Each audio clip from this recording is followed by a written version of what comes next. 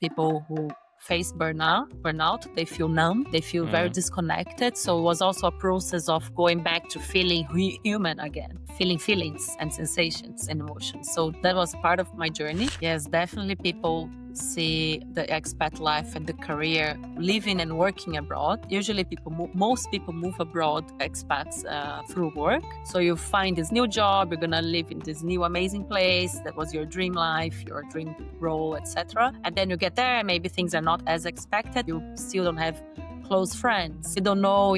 You're still kind of adjusting to the place, to the culture, to the weather, to the food. So it feels like nothing is, you don't have roots. When I burnt out, before I was already mapping what other things I could do in my life to make a living, that I would be happier. And I had some possibilities, but I couldn't choose which one because, I don't know, something was missing for me to choose. Because when we choose, we have to do something, like invest time, money, maybe study or whatever. Today, we will talk with a Brazilian now living in Amsterdam who has walked a fascinating journey from a corporate career in multiple countries to a serious burnout, and from there to founding Mindful Experiences, a coaching company helping expats to rediscover purpose, meaning, and balance. We will talk about her expat story, how that burnout became a turning point, the specific mindsets and tools she uses in her coaching, and of course, a deep cultural dive on what life abroad taught her, especially the turnaround of external pressures to succeed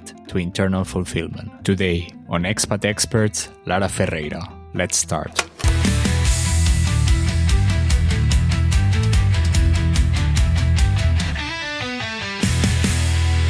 Lara, welcome to Expat Experts. I'm really happy to have you here. It's a pleasure. You're joining from Netherlands, correct, today? Yes, I'm in Amsterdam, the Netherlands. Nice. And I'm very happy to be here. Thank you so much. My pleasure. Maybe we recap a little bit, because I know some information about you, but the audience doesn't. So maybe start from the beginning. You are originally from Brazil, grow up there. Is that correct? Which part of Brazil are you coming from? Yes, I am from Brazil. I grew up in a city close to São Paulo, which is one of the biggest city in Brazil. I lived since university until adulthood in São Paulo. So 20 million people living there. Yeah, that's the kind of cities that are okay. That's another story. We are not used in Europe to these sizes of cities, I would say. When did moving abroad happen? Because a lot of people, this is sparked by studies or whatever, but you were already working when you moved abroad, or when was the moment in your life that you said, okay, I'm leaving? Yeah, I had 3 experiences abroad. So for the first one was when I was in university, and I took a semester off and I lived in London for 6 months. And then I went back to Brazil, finished my studies, I started working. And then 2 years after I graduated, I wanted to have another experience abroad, but really like working and living more permanent. Not permanently because it was a year contract, but working, like professional experience. So I lived a year in Stockholm in Sweden. Then I came back to Brazil again, continued my career. And in 2021, I moved here to Amsterdam, the Netherlands, which is supposed to be more permanent this time. Nice. How was this back and forward? Because normally when you go back home, I mean, you also have this feeling of going back to a home that it's different from what you left. And it's a recurrent topic, not this kind of repatriation, entering to your home again. How was it for you? Yes. London, Brazil, Stockholm, Brazil, and now Amsterdam. Yeah, I feel like the first 2 experiences, because I knew they were temporary, there was not much this feeling of either attaching to the new country or the new routine or the new lifestyle, because I knew I would go back. And also, let's say when I was living in London, I had a boyfriend, he was in Brazil. So I was, also was temporary. And in Sweden, it was interesting because there was a big cultural shock for me. Living this kind of adult life, work life, and weather, and a lot of other aspects. So for me, I was actually happy to go back to Brazil. But then, as the years went by, when I was thinking about my future, my life, the lifestyle I wanted to live, I knew that I wasn't fitting in Brazil anymore. So that's why I did a life plan, let's say, to live in Northern Europe, but not in the Nordics. Not so north. Exactly. Yeah, I mean, it's also something that I wanted to ask you because as a Brazilian, ending in London rains nearly every day of the year, ending in Sweden, which is cold as hell, and Amsterdam, which is, I mean, probably better, no? But it's also a rainy uh, environment or country. How are you doing with the weather and not seeing the sun as much as back home? Yeah, that's the thing. There are two things that I don't like so much about the Netherlands, and that weather is definitely the main one. But there is nothing I can do about it, or anyone can do about it. So I just need to accept and plan to go to Brazil, like in January or February, to escape a little bit in the winter. But yeah, Sweden was the most radical one, definitely because of the snow and the darkness, and yeah, that was tough. Imagine living there. I'm too Mediterranean for that things. Maybe talking a little bit of professional life, because at the end you said you worked for certain years in Brazil, then you work in Sweden, you went back to Brazil, but then what what was your profession back then? It's the same one that you have now, or what were you working on? Oh, I was working in business and marketing. So for 15 years, I worked in marketing for mostly global international companies. And 2 years ago, I decided to make a shift. Hmm. I was already 10 years considering doing something else in my future when I was thinking what I wanted for my life and for the long run. And I couldn't see myself in the corporate route anymore for the long run. And then I started working on what I could do then. But not only after I faced burnout, there was like, okay, this is the calling or the last drop that I needed to take the leap and do something that feels more meaningful for me. So you managed to avoid the burnout, or it came even in any way? No, I have faced it. Yeah, Hmm, unfortunately. I see. But this burnout came when you were already in Netherlands. So the Yes. change was happening while you were already abroad. Double scary, let's say like this, Yeah. or it always add up to do these kind of changes while you're living abroad into the fears that you have. How was the transition, and what happened during that period of time that you Yeah. decided to change your career? Yeah. When I look back, I see there was a sequence of events. First of all, there was COVID in 2020, which probably, yeah, a lot of people were Mm, impacted. Most people were impacted. And that also, I think, made me maybe less tolerant to some things because I realized, well, life is short. It can end at any time. So if I'm not in a job that I'm happy or satisfied, then I must just like find another one. Why live unhappy?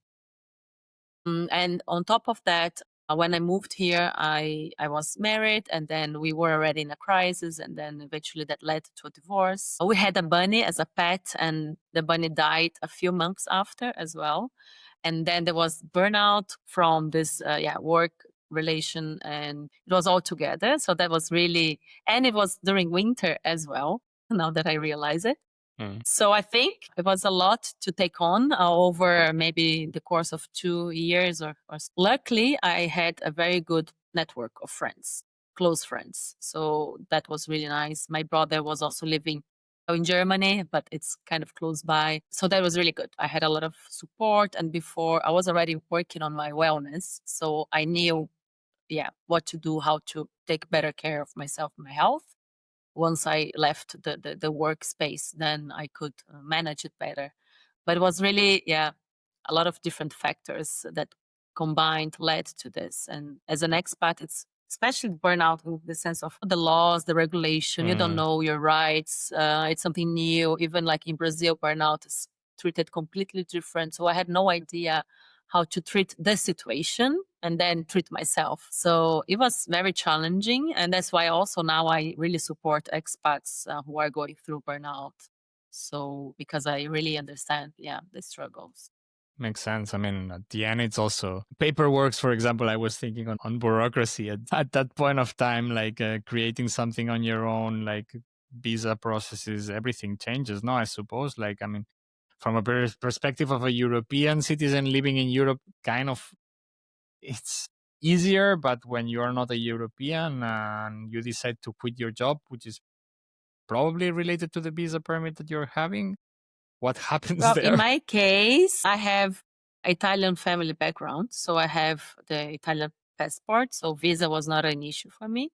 But paperwork was also more in the sense of the regulations on the how to treat burnout, if I needed a lawyer, how to do the agreements with the company, the social security, like the unemployment processes and all of that. So dealing with that part as an expat, when everything is in another language, you have to Google Translate, and you are already in a mind state which is overloaded. That was a bit challenging. Yeah, I mean, eventually you are already in a burnout and you are just adding a load of work on top of your burnout, which is most of the times not helpful, let's say like this. Did it also change the perspective of success? Because this is something that it's always normally interesting with those who have work. Like I also worked for some time with international corporates and so on. You need to do a mind change to understand that success is not only what you have been doing until now and what the career path it's this traditional career path idea of it. No, like did it also came automatically, or it was a process of learning that things are not always as we are taught? Let's say like this. Yeah. I think for me, I had sort of this realization 11 years ago when I first started questioning my life, my future, Hmm. because I was never too attached like to money or to titles. I was never this person who wanted to really like get promoted and grow in the career. I wanted more like to be happy in my role. So I wanted to feel satisfaction. And then of course, money is more like a consequence. But still, of course, in the course of the years, you want to always get a better job, you want to grow, you want to have a house and all of that. But with burnout, definitely I started questioning much more like, why do I need money for? Okay, money, what kind of lifestyle I want to live and what am I open to give up in a way? Because of course my lifestyle changed once I started a new business and I had no clients in the first month and I had to adjust my bills and it's a process and definitely success is not equal to happiness. Happiness for me it's more important, and then what comes to it is what I'm chasing, and more than the usual concept of success. How does all of this lead to your current project with mindful experiences, and maybe a little bit of putting in your own words what's the work that you are doing right now? Yeah. So yeah, when I burned out, I really before I was already mapping what other things I could do in my life to make a living that I would be happier. And I had some possibilities, but I couldn't choose which one because I don't know, something was missing for me to choose. Because when we choose, we have to do something like invest time, money, maybe study or whatever. So I wanted to be more assertive in this choice. But because of burnout, I was like, okay, now I really have to make a decision. And I went on a process of connecting deeper with myself, more with feelings and less with the rationality or mind, or balancing both.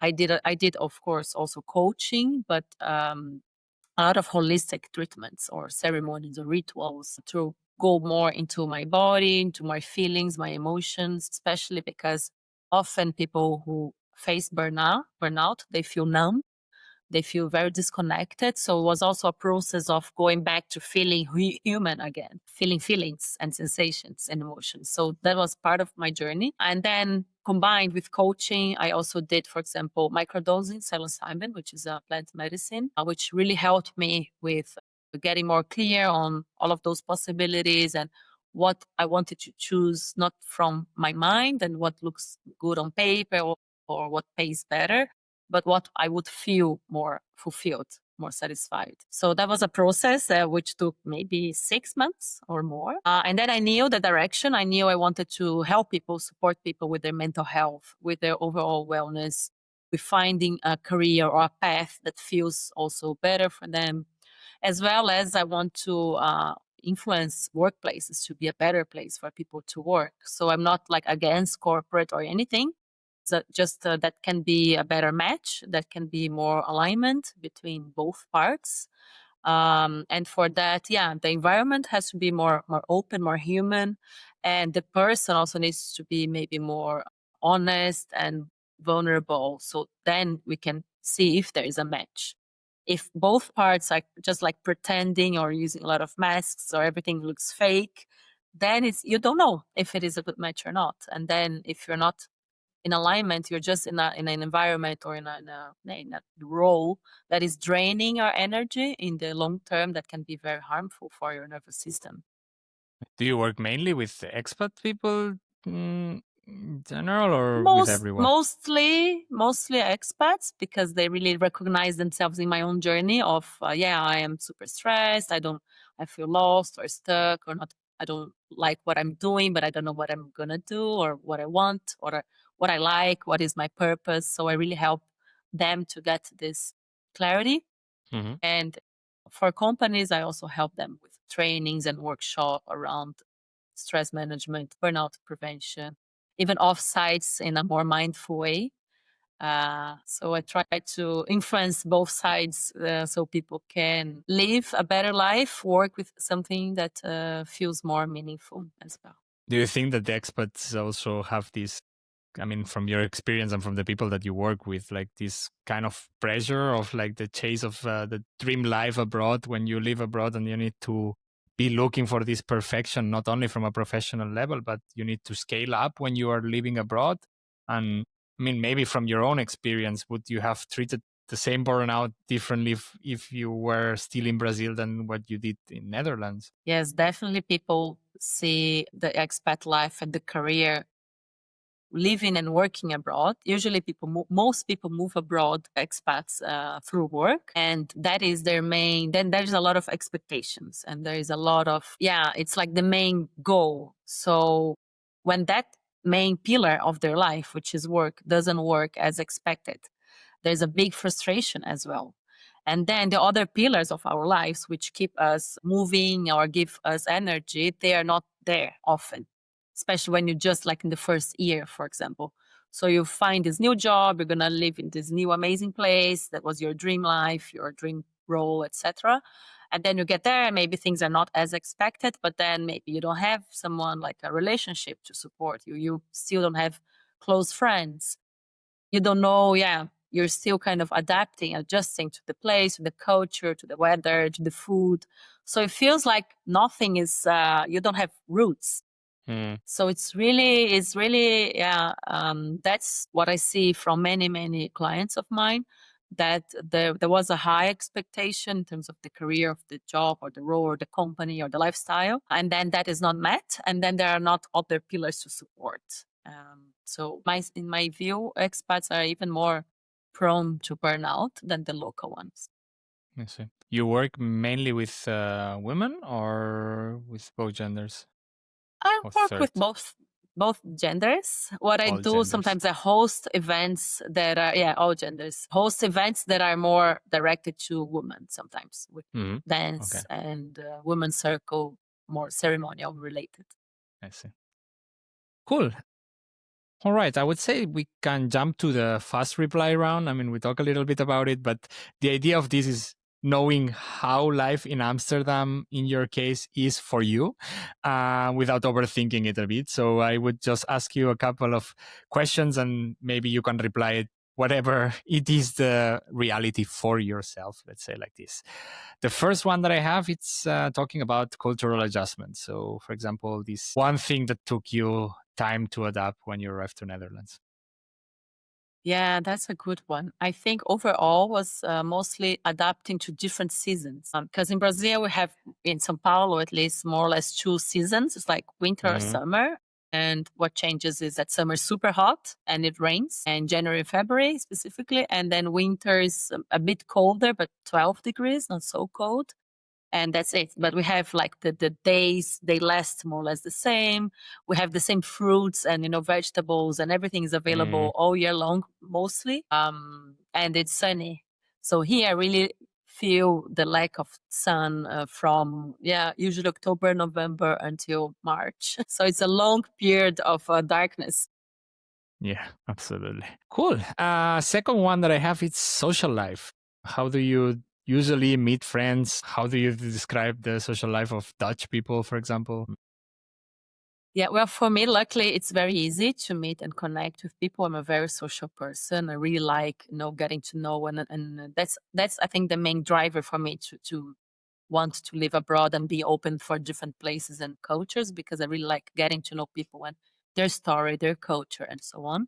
So I met people that I already knew from Brazil that were living here. I'm friends of colleagues from my previous work, my jobs. I made friends with neighbors, parties, events. So that I think here it's very, at least Amsterdam, because Amsterdam is completely different from the rest of the Netherlands. People are very open and it's very international. So there's also this willingness to meet, to connect, to make friends, to be friends. I see. Interesting. What about language? Can you speak Dutch? If Not someone yet. trying to learn? That is a big topic for expats here, because again, Amsterdam is so international. And I met so many people that they said they studied, and then the moment they go and they order a coffee, maybe they do a little bit of a mistake or they realize the accent is different, then they change it immediately to English again. So it's really hard to learn, like improve, to speak, to practice. That's why so far I haven't felt the need to learn, but it's on my goals for next year to start learning Dutch. It's a very hard language to pronounce, especially if you're from a Latin background. So it's going to be a good challenge for the coming years. Yeah, good luck. I did the German once back in the day. It is a journey. The fourth It one that I is. have, it's cost of living, actually. Like on average, more or less, the cost of living in Netherlands right now in Amsterdam, which I suppose it's also different from the rest of the country.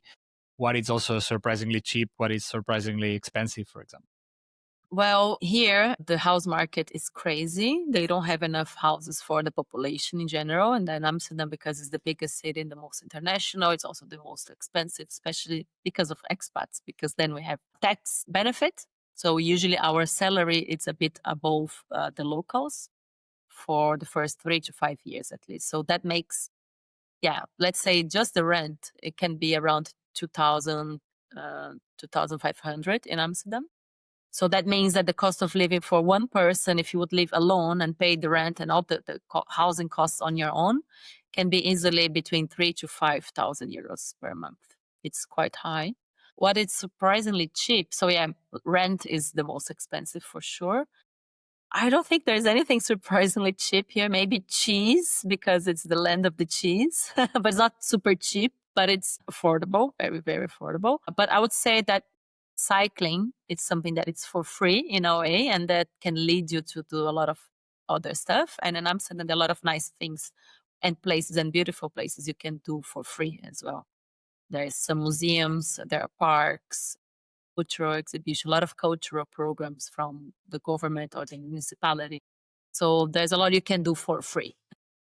That's nice. Yeah. You touched it a little bit, but finding a home, how does people find apartments? What is the hardest part of the whole process? How do you do it? I would say that the whole process is very hard, very challenging. Even before I came, luckily when I came was during COVID. So a lot of expats have left the city. So there were more apartments free. But nowadays, people take sometimes 6 months to find a place, and it's very, very, very competitive. So they have usually like a viewing or waiting list of 40 people to see one apartment. So the best way is through contacts, networking, putting yourself out there, start asking everyone, posting on social media, joining different kind of WhatsApp groups, Facebook groups. Be careful with scams. But yeah, I would say through contacts, the best way.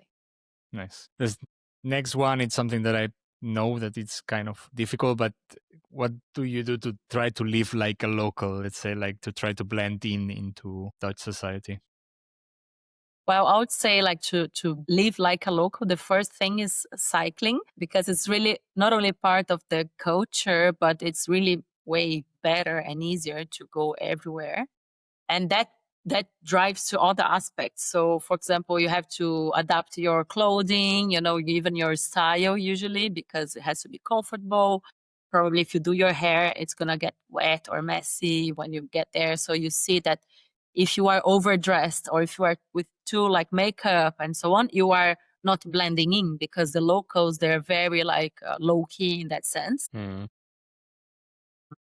Yeah, well, they don't bother about warm lunch, for example. So if you are working and you're going out with colleagues for lunch, probably will be more like sandwich or soup or salad, very basic and very fast, 30 minutes. They eat very early in the evening, like early dinner. So if you would invite people over, or if you would go to someone's house, probably they would like to invite you for like after around 8 p.m. because then from 6 to 7 they would be having dinner themselves.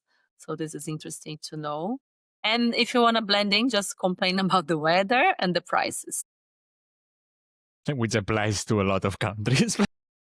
Exactly. Yeah. Nice. What about the work life? I mean, you touch both corporate and non-corporate work life in Netherlands. How is it, the whole work environment, the job market, the work culture? I would say in general, it's supposed to be a good work-life balance. In the recent years, due to several wars and crises and economic situation, what I see is that everybody's working a lot. So it's changed a little bit from what it used to be. It also depends, of course, on the company. So because Amsterdam is the hub for the European Union for some companies, there are a lot of international companies. So then there is the company culture, American, for example. But Dutch companies or the Dutch work style would be a little bit more casual, very like a practical, agile, high paced as well. But it doesn't mean so that means you should be very productive but not necessarily work over hours. So it's a matter of the way of working, less about the hours, I would say. Sounds very German also.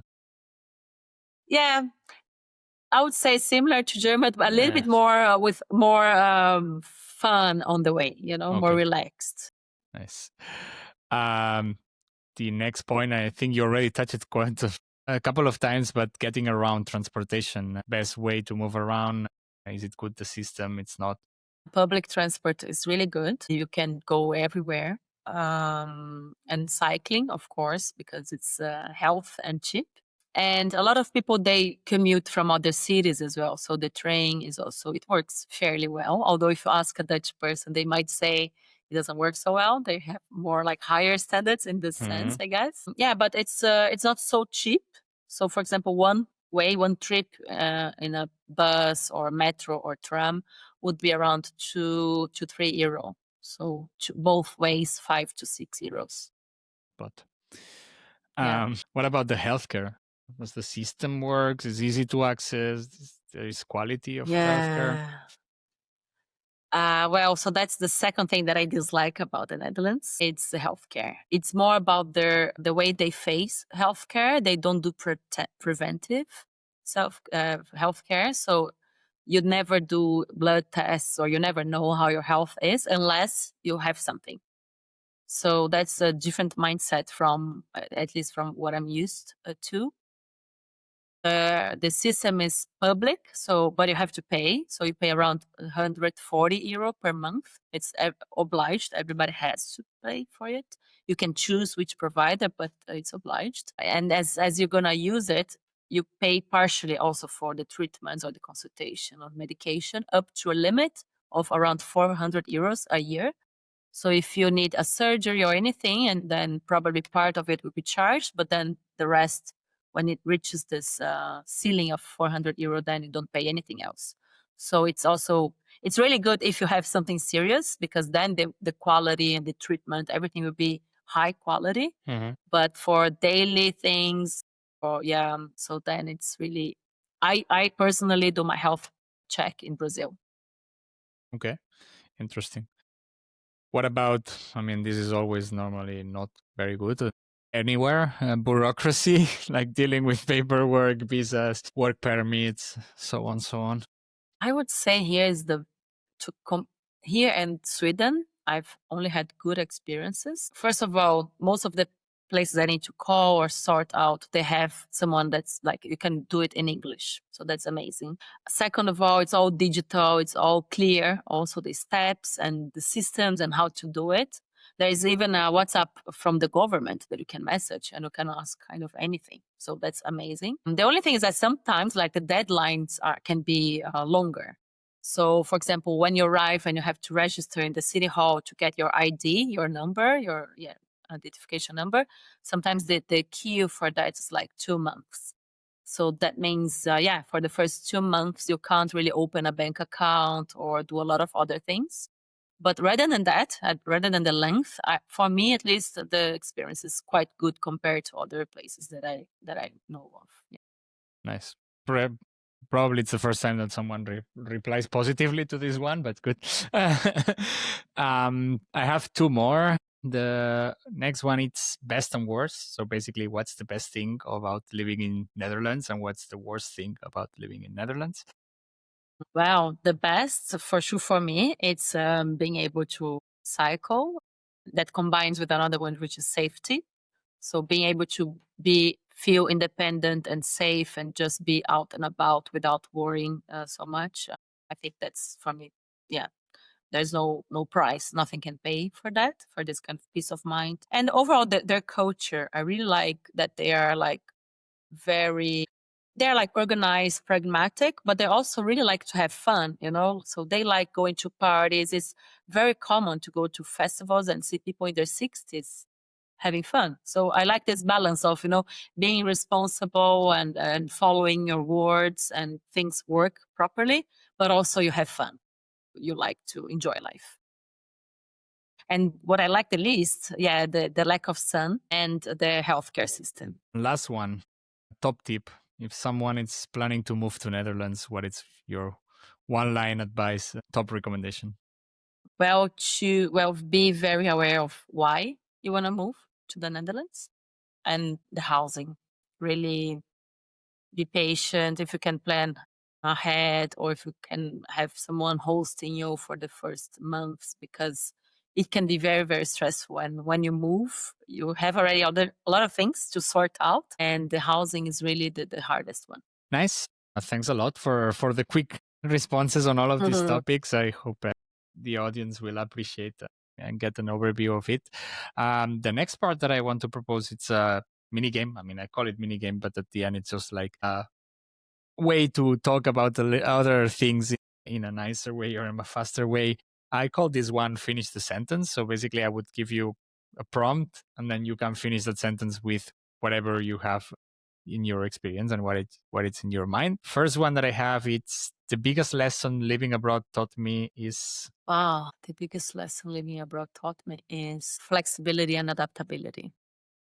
Nice. One habit I've learned from the Dutch people or culture that I will never give up. Be okay with the wet, like with being wet because of the rain. Like it's okay. It's no big deal. You will survive. Success for me now means peace of mind and a healthy body. Related to this, I feel most at peace when I'm outside in nature, cycling or walking, but connected in the present moment. Nice. The hardest part about starting over abroad was deciding what to do. My relationship with rain is a love and hate. Work in progress. It's work in progress. The food that surprised me most here is... Well, they have this croquette, which is like a fried thing made of a mix of potato and pork meat, I think. And then they eat it inside the bread as if it was kind of a hot dog. But then the sausage is the croquette. So for me, it's very confusing because it's not like a protein and then a carbohydrate, it's like fried stuff with bread. So that is very interesting. Nice. I wish every expat knew that living abroad is not as colorful as it looks. Absolutely. I don't know if you can reply to this one, but if you have one, but my favorite Dutch word is lekker. And lekker means nice, tasty, fun. It's like cool. The one thing I miss most about Brazil is the sun, but also papaya. The sun and papaya under the sun. And the last one, it's the one thing never trade about my life in Netherlands is that I would never trade from what I have now here. I would say it's cycling again. you are a powerful cycler. Yeah, well, because it just gives us this sense of freedom. Nice. I used to have a car in São Paulo and like commuting, like driving 2 hours per day in the traffic. So that's really what I don't want for my life. I see. I mean, I assume for those who cycle and like cycling, this moment of cycling that you disconnect the mind and you start on, you don't even realize that you're doing a sports anymore. I think people also feel it when running and stuff like this. It's an interesting feeling. It really grounds you into an introspective self. No, let's say like this. It's I also feel it when I cycle and for a long time, and then it's just like at a certain point, my mind it's not thinking about anything anymore. Yeah, I like it also. Yes. Nice. Yes. So before we close the episode, I would like to talk a little bit more about your current project, like about mindful experiences. We talk about it a little bit and what you are doing right now, but maybe you can explain how does it work, what is the day-to-day life that you do, what you do with the persons and your clients that you work with, a little bit more in detail to anyone of the audience who might be interested in getting in contact with you. Yeah, of course. I help people who are searching for a change. So they feel a call for something different, something new, a life that is more exciting or more balanced, or, just exploring new things also. Fresh air, new beginnings. Or also people who are already an expat and they're living their life, but they feel like something is missing, but they don't really know exactly what. And now they work so hard to get there, and now that they're there, like something is missing. So that was at least my case. The more I was like, the higher the job title or the more money I was making, the less fulfilled I was feeling. I was more like empty, and nothing would make, like, I was like, this is it that I worked so hard to achieve. So if that resonates, I really support people in finding what is then either a new direction or a job that there is a better match, or ways to strategize your life as well. What is really the root cause, the pain point, what is happening in your life?